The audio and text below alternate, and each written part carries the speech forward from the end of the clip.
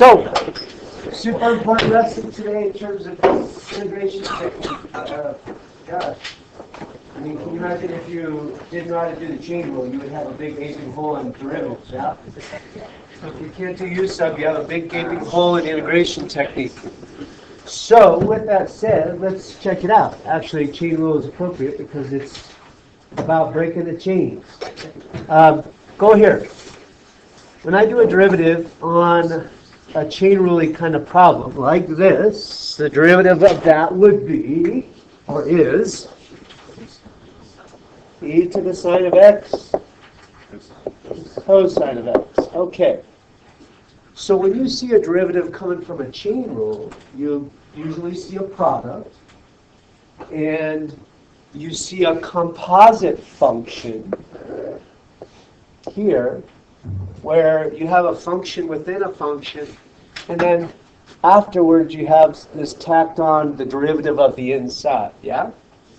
That's important that you realize and recognize that, because you're going to be undoing that process in 1 second. Undoing a chain rule derivative is usually done with U substitution. So you'll hear this called U-sub all the time, so I'll just abbreviate it with U-sub. So take a look at this. This is the type of problem you're going to see today. You've got this integration problem, and it's a little bit uglier than we're used to. The intention is that you look at this and say, that's a chain rule derivative because, first of all, there's a function within a function, which math-wise, you would call it a composite function. Right here, you see that x cubed within the cosine? All right. You also see times the derivative of the inside. That 3x squared is obviously the derivative of the x cubed term. So this surely must have come out by chain rule.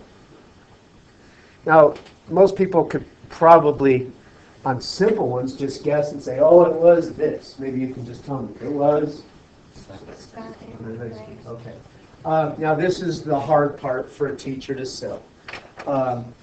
It reminds me of just 2 days ago, I said to the pre-algebra class, all right, when you do these unit conversions, when we convert 2 meters to centimeters, we're going to do this unit multiplier thing. And they say, that unit multiplier thing is stupid. I don't need that stuff. I can see it's 200 centimeters. Cool. Screw your unit multiplier. Okay? Well, that's great, except when I get to the Algebra 1 book and I convert 3 cubic meters into cubic feet, well, that's not so mental. You know what I mean? So you've got a process. Now, this is very much similar. You're going to have some easy ones that you're going to learn the process on, so you can get the process built up so that when you get the hard ones aren't as hard, all right? So stick with me, and you'll see why this U-sub really is crucial for harder problems eventually. We'll build up to it tomorrow and do some harder work. So this is the U-sub process. You let U equal the inside of the composite function. And that means then that U is x cubed. Bless you. You follow? All right. Now you're going to not only replace x cubed to make this problem a little cleaner, but you also need to find the du that goes with that choice. You can see that I can't just let cosine of u be there while all the other stuff is x-ish. I also have to replace the 3x squared dx-ish kind of thing. Now, if I take the derivative of this, or really the differential of this, du is 3x squared. Du dx, actually let's go let's do one extra step here. Du dx is 3x squared, yeah? Are you with me? Now, if I were to separate the differentials, then du is 3x squared dx if I move the dx. You follow? The idea then is that you sub both in. Now, if I sub in, the integral is still there, cosine is still there, and in place of x cubed is u. And in place of 3x squared x is du. The whole idea being that you remove the function within a function part and just focus on the outside function and its antiderivative. What is the antiderivative? Now you anti-differentiate. What is the antiderivative of cosine? Sine or negative sine? Sine. It's sine of u plus c. And then you might expect the last step. What do we do at the end? The original problem was x-ish, so our answer should be x-ish. So we need to sub that. U has done its job. It made the problem easier. We did the problem. Now we replace back, and we say our final answer is sine of what goes in for u? X cubed. And we can always check by taking the derivative, even if it's just mentally. What's the derivative of sine x cubed? Cosine x cubed times the derivative of the inside, 3x squared, boom, we're good. Okay? That is the idea. Would you try just the first one to see if you get the idea? The hardest part for students starting is, what's u? What do I make u? The big idea is u is the inside of the function within a function. So locate the function within the function and let u be the inside of it.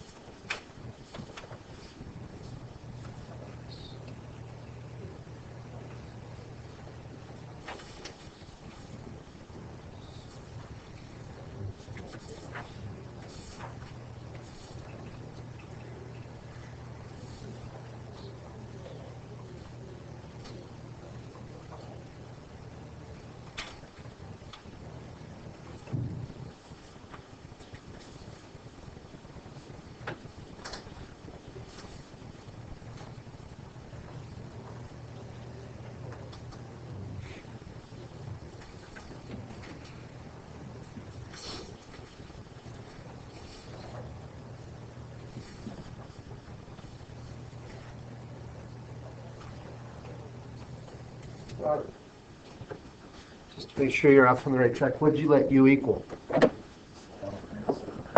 Natural log of x. And so then you would, in order to substitute, you also need du, which is 1 over x dx. Yeah, I typically we don't do the derivative then separate in two steps. You'll start to just do the derivative and separate the du dx in one step. So with your substitution, in place, the root stays there. In place of the natural log goes u, and in place of 1 over x dx goes du. The whole idea being to give us a more simple problem. Is that what happened? Okay. I just want to make sure I will give you time to do work, sorry. I just want to make sure you are up on the right track. So what's the antiderivative of u to the half? 2/3 u to the 3 has plus c, and last step is sub that. In place of u goes back natural log of x. All right. Sounds like if you had the right idea there, then keep going. If you didn't have the right idea, then please ask for clarification, and I will clarify. Better to ask early than later.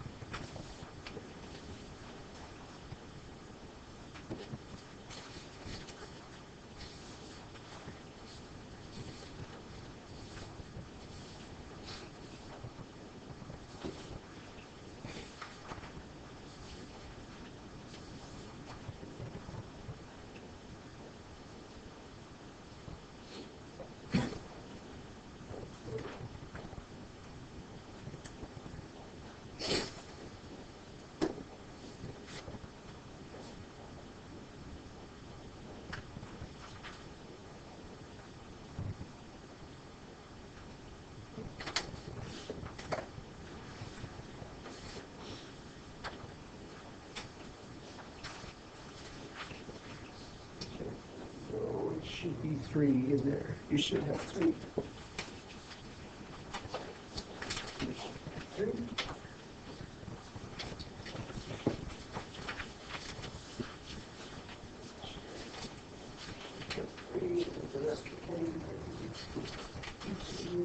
And your row. These are yours. Oh, yeah.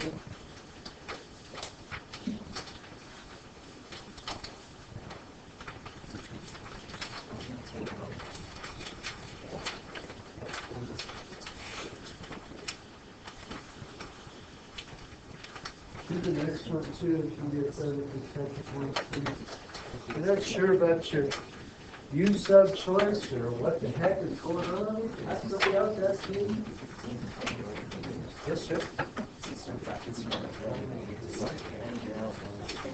Yeah, exactly. So yeah, that's. On the last one, don't worry about the order. The order doesn't matter in the product, obviously. You can rearrange it. So don't assume the first thing is your composite.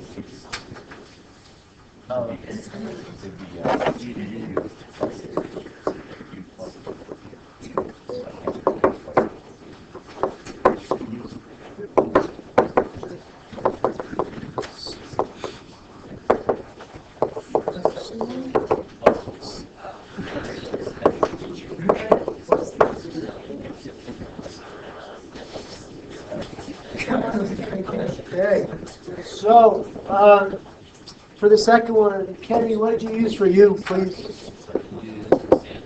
U is tangent. All right, so what is du then? If U is tangent, what's du?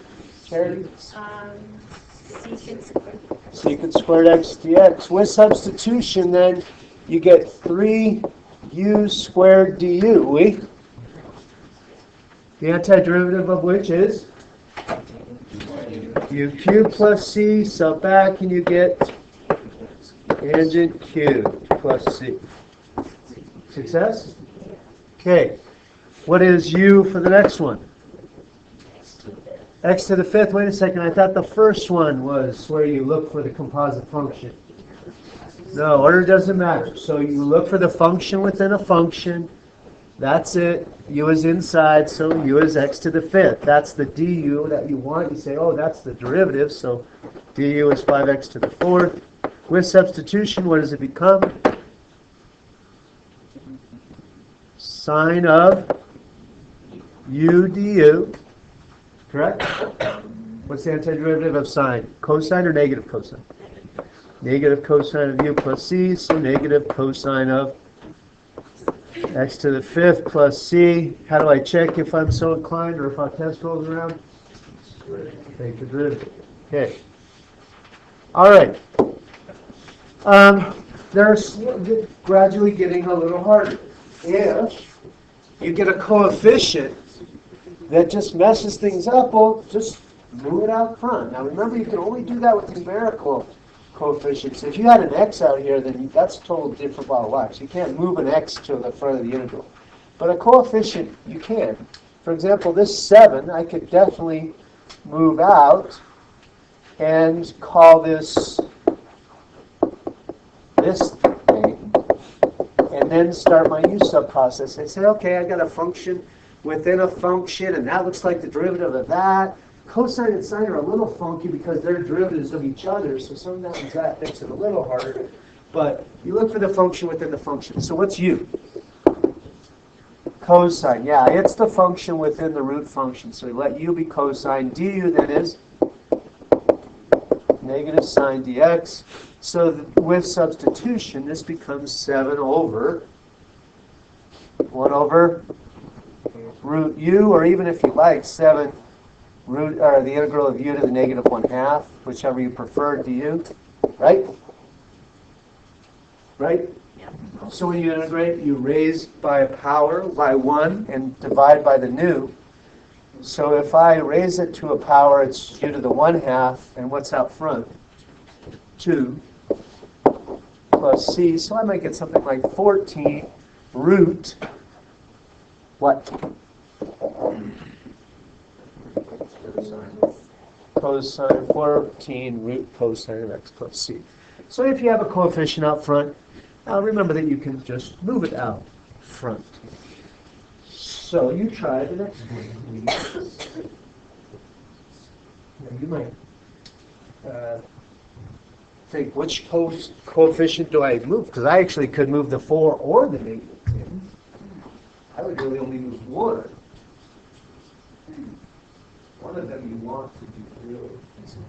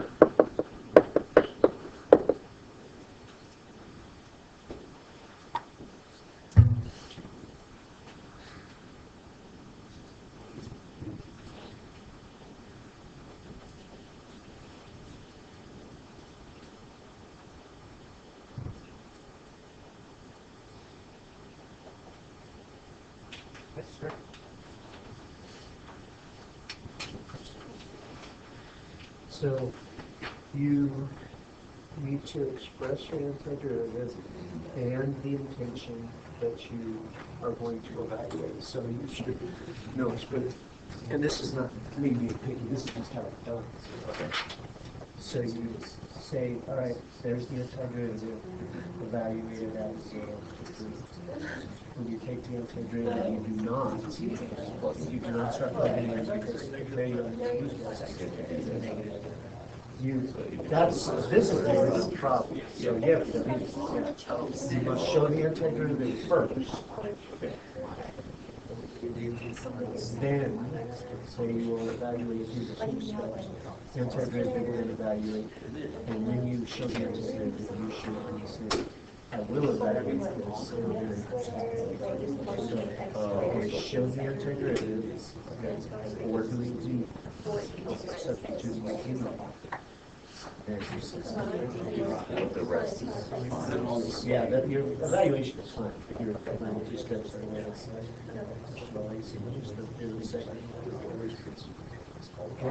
the derivative with the evaluation part. All right, so if you let u equal what? Help the people. Negative 5x squared, therefore du is negative 10x dx, therefore you can see why that negative 10 wanted to stay. It's part of the derivative term, so you wanted it there. With substitution, then it becomes 4e to the u du. The whole idea is you get an easier integral, which that surely is. Afterwards, don't forget to sub back for the u. And so that. Are we cool? Okay.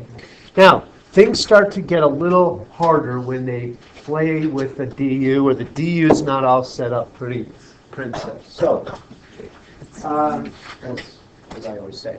So take a look at this. You have sine of 3x squared and x dx. Now, it sort of feels like chain rule because it's got a function within a function, right? But I would normally expect this to be the perfect derivative of that. And I would expect a 6x. But that's not a 6x. So is that a problem? Well, a little bit, but we can deal with that problem, okay? So it goes like this. I think, first of all, you can see there is no coefficient here, so that previous issue is not there. But we're going to let u equal, what should we let u equal? 3x squared, perfect, okay? Du, therefore, is 6x dx. Now, it's pretty close to what I want. It's got the x dx, but I want this, not this. So what can I do? Move it over, okay? If you move it over, du over 6 equals x dx. Now I can substitute. In place of integral goes nothing. In place of sine goes nothing. In place of 3x squared goes u.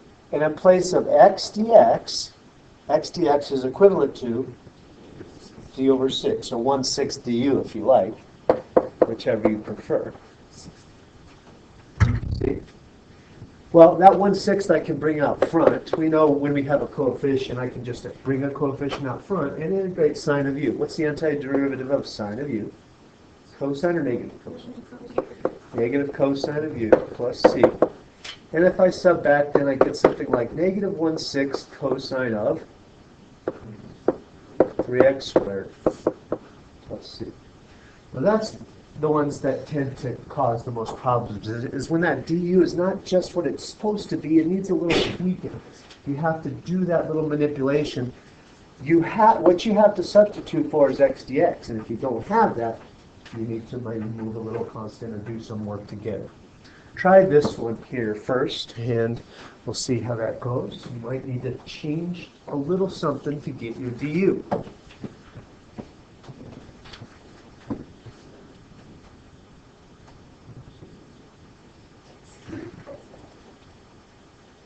See my note off to the side I wrote. Sometimes you need to move stuff around or bring in a coefficient to match the derivative term that you have in the problem.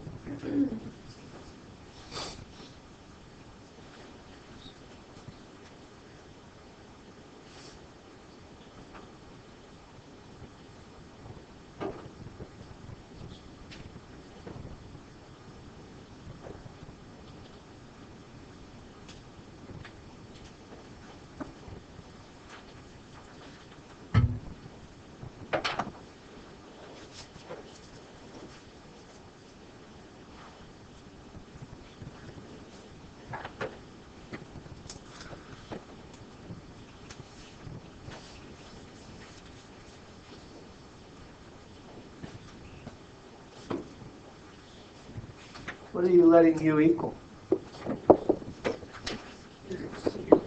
X cubed plus 1. Therefore, what's du?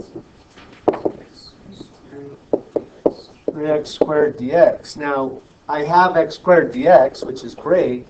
That 3, therefore, is the problem. So what do I do with that? About that 3. Divide it over so that I have exactly the derivative term that appears in the problem. Okay, now I can substitute. This becomes 1 over square root of u, and x squared dx is equivalent to d over 3, which I tend to write the 1/3 out front of the integral, and the du I just put there. You follow? If I integrate then, what is the antiderivative of u to the negative 1/2? 2 root u, or 2u to the half, if you like. So something like 2/3 square root of x cubed plus 1 plus c. The answer, is that what you got? Okay. All right, try the next one, and we'll move on to combinations of ugliness. Notice, what are you integrating here? Tangent. You're really integrating tangent.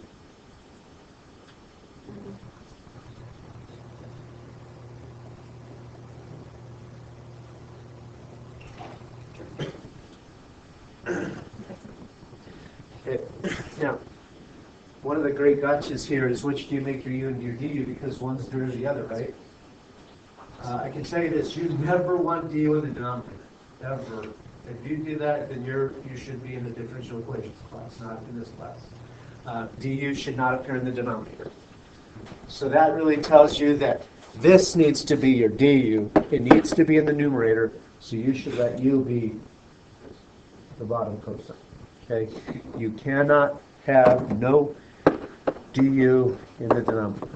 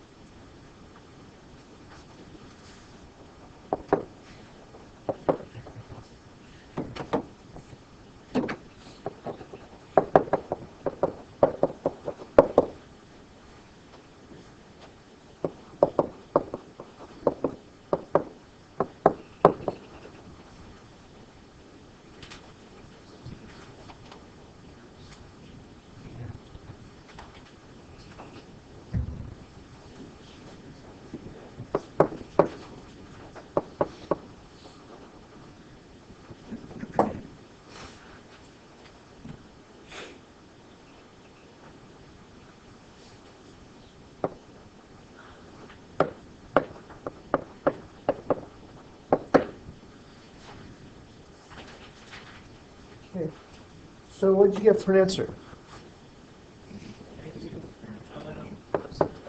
Negative natural log of the absolute value of cosine of x plus c.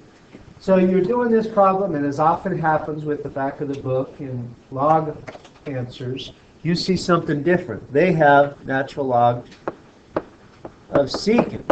No negative, no cosine. Did you do it wrong? You did it right.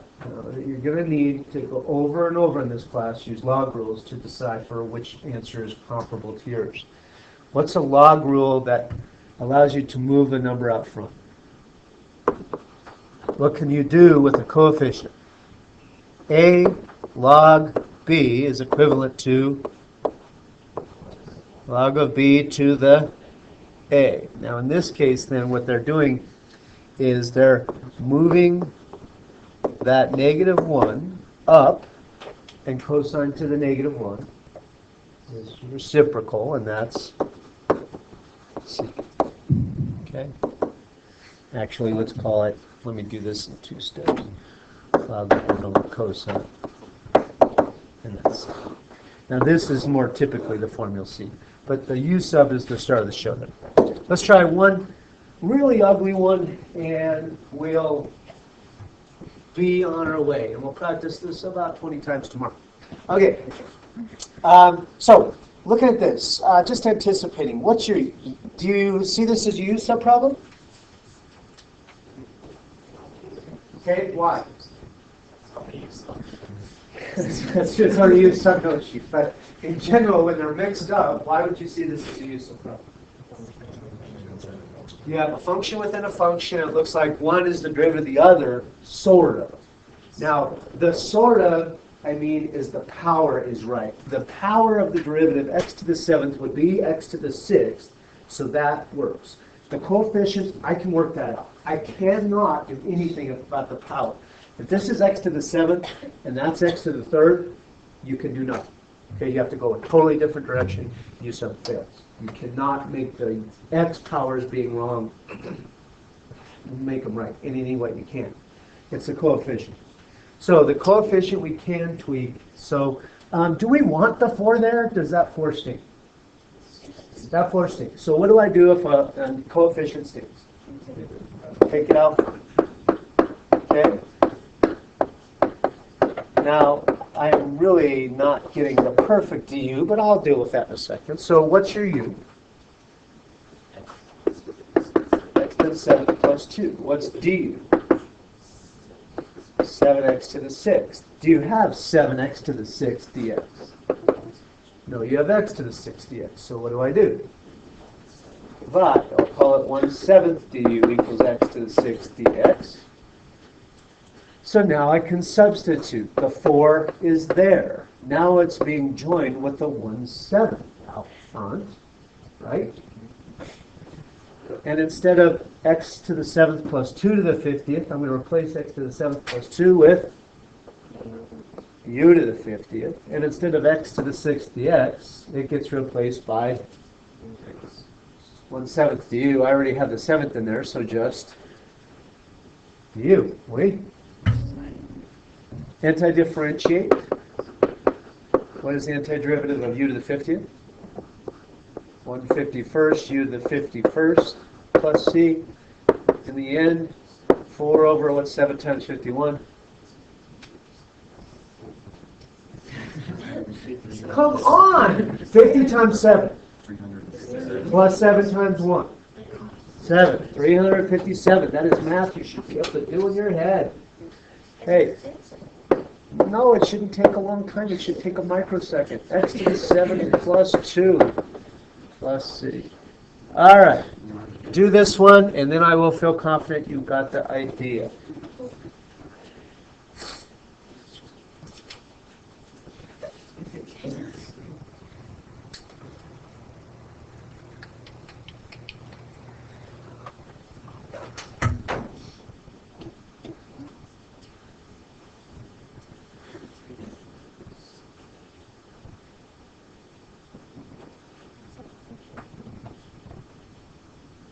Yeah, it's a function within a function in a So what's your u? Fine. Not 2x. Understandable, but no. Sine of 2.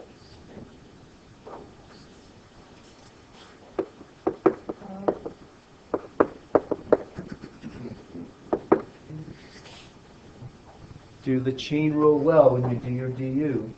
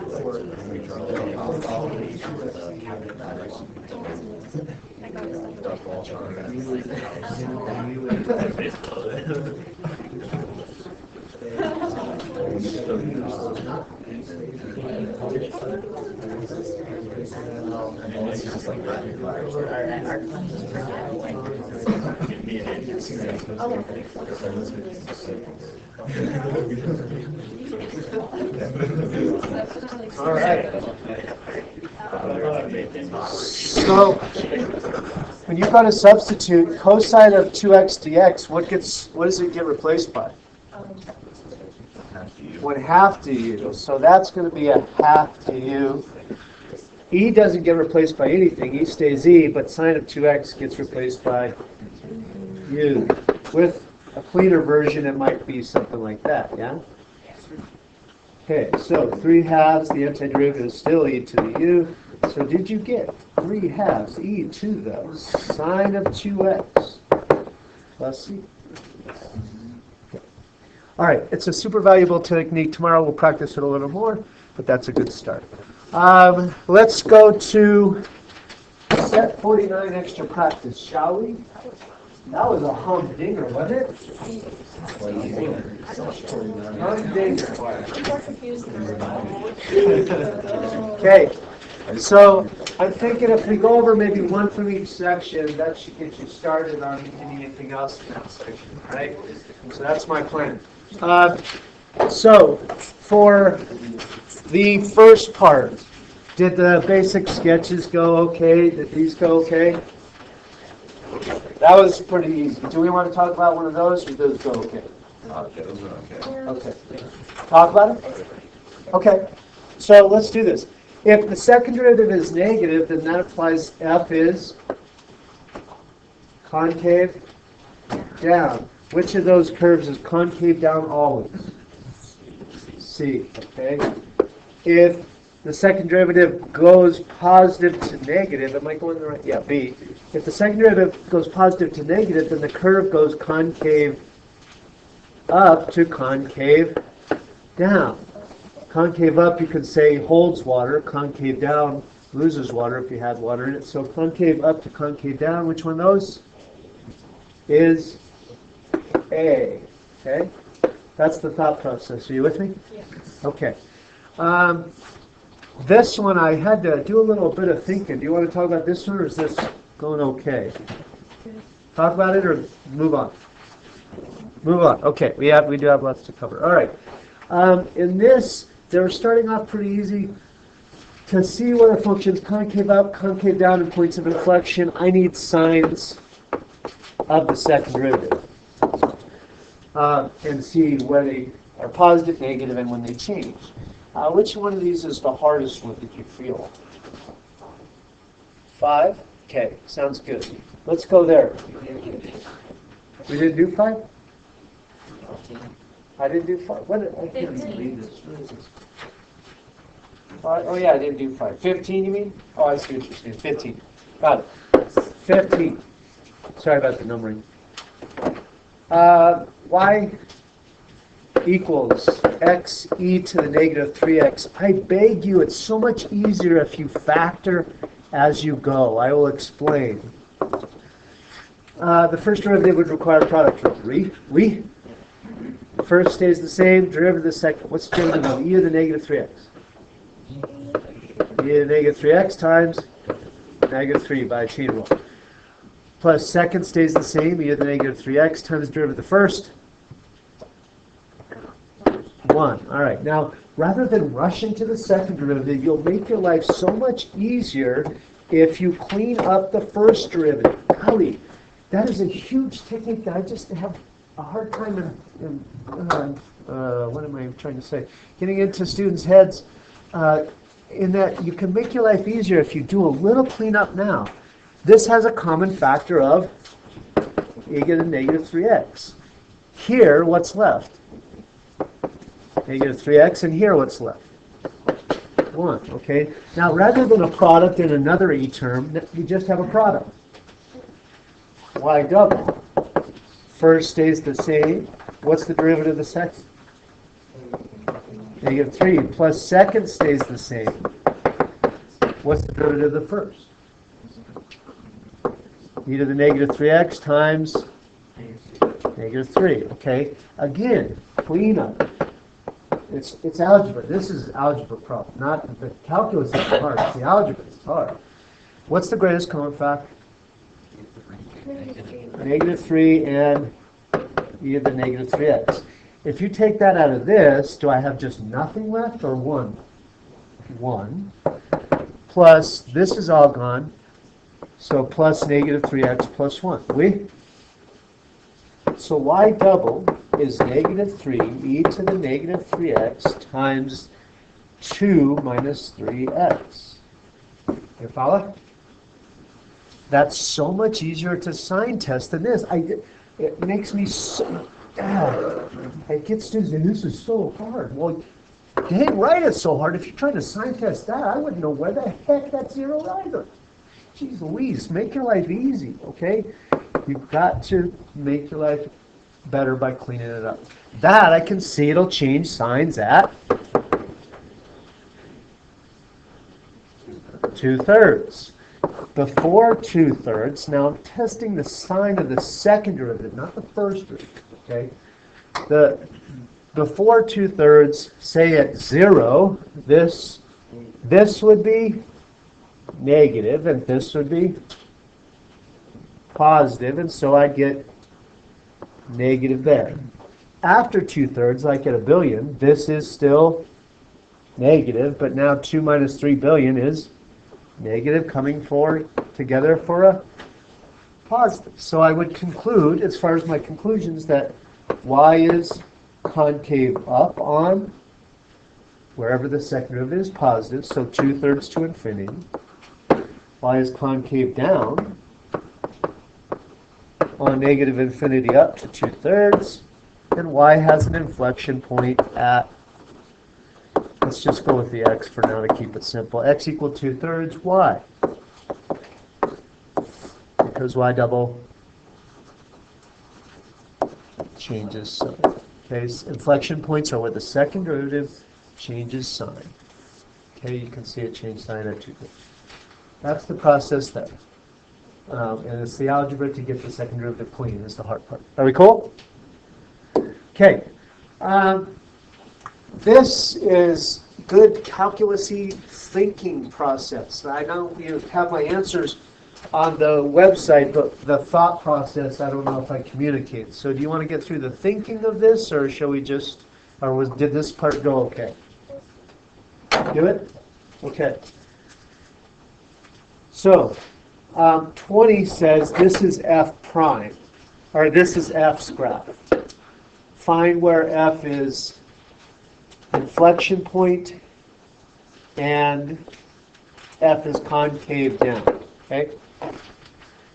All right, inflection points. Inflection points are where what? F double changes sign. Okay? Or you could think of where the graph of f changes concavity. Well, this is the graph of f, so where is it changing concavity? At C. It was concave down before that, and afterward it goes concave up, so at x equals C. Yeah? Concave down is just, I'm looking straight up at the shape of this curve, so that's for before C, yeah? Do you agree? That was the easiest one. Let's go to 21, where you had to start making little mental leaps here. Okay, now I'm no longer thinking of this as the f graph. Now I'm going to think of this as the f prime graph. Now I'm going to have to switch gears and think in a totally different way here.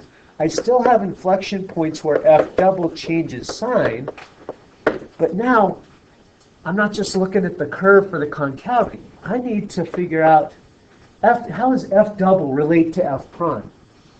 F double is the change in f prime. Well, in terms of graphically, it's the slope of the f prime graph, right?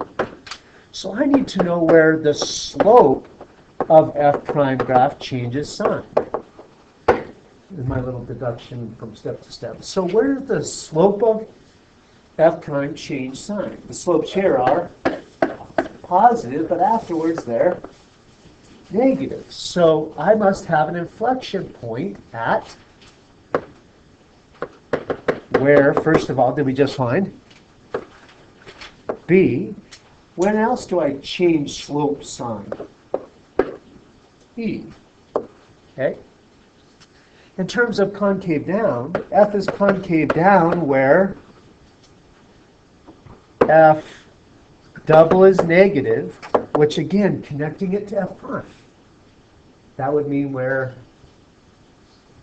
slope of f prime is negative. Or you could also say f prime is decreasing. That's true. Where's that? On what interval? On B to D. Yeah? You follow? Okay. You'll get, please believe me, you'll get just better and better at these, and you'll just start to just see it. And you'll get, it's a mind frame, really.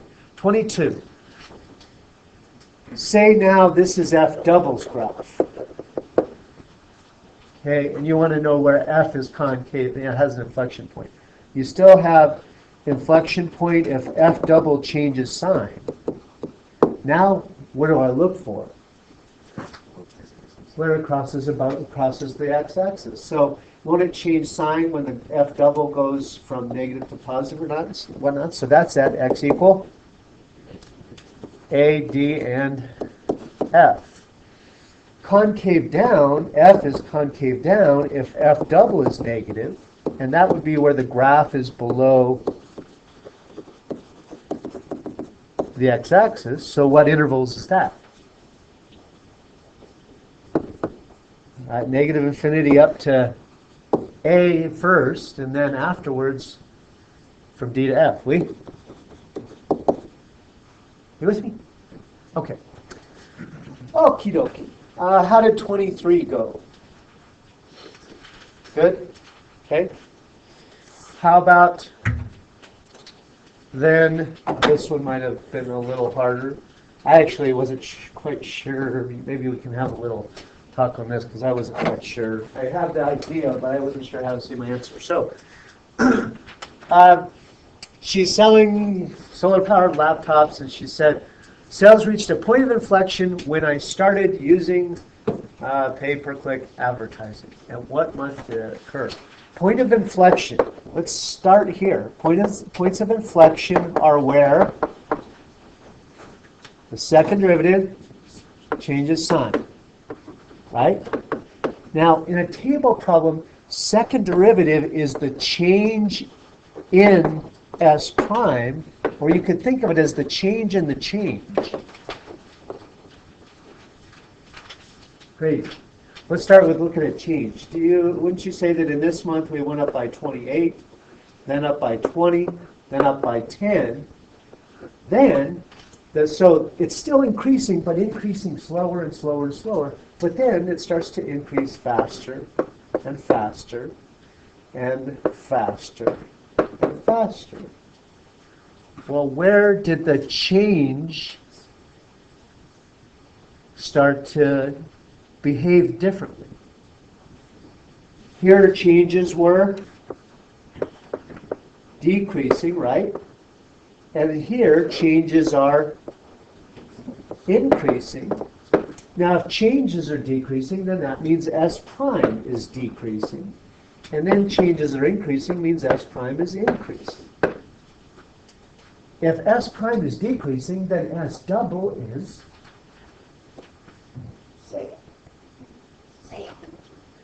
if S prime is decreasing, then S double is negative. And if S prime is increasing, then S double is positive. And so S double just changed signs somewhere in here. So at that point I didn't, so does that mean in the fourth month? So, I don't know, fourth month? I wasn't quite sure what to say, but I know it's in there somewhere, right? All right.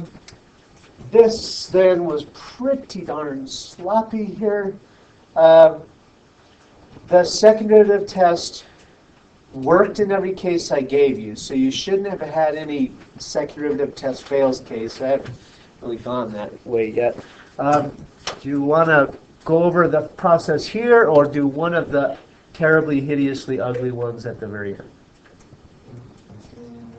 Or these, I felt like there was so much going on that it took me almost a column of paper to get them done. Would you like to go over anything real quick or get you started on something? This is due at the end of the day. All right, then. I'll assume you're good, and I'll see you at 7th hour. The key is online. I implore you, don't mindlessly copy this, because if I throw a little one question, do you understand the homework quiz at you tomorrow, that won't help you. Make sure your name is on it. Make sure you're stapled. Please. I understand that was rough. Do your best.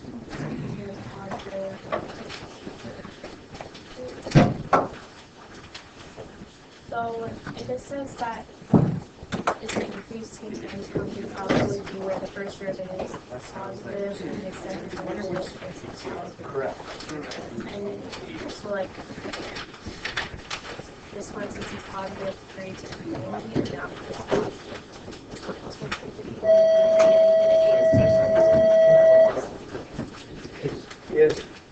If you make a table showing all the first and second derivatives,